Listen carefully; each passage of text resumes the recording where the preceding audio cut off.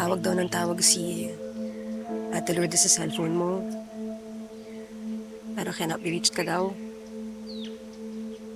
May nararamdaman ata siyang malaking bukol sa may suso niya. At bago doon niya ipacheck, gusto niya sana kung pwede, tingnan mo muna siya. Kinakabahan ata. Baka daw cancer.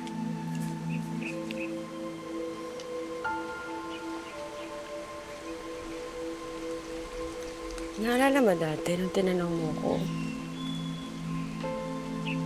paano ko kunin ng Diyos yung kakayahang pagmanggamot ng ibang tao? Oo naman.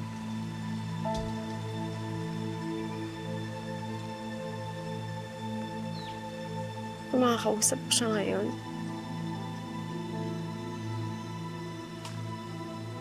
sabihin ko bawiin na niya. Kuhanin na niya. Hindi ko na kailangan. Yung kakayahan manggamot, hindi ko na kailangan.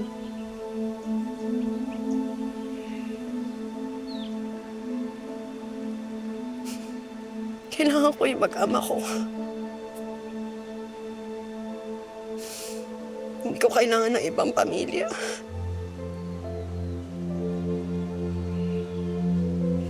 Kailangan ko yung mag-ama ko.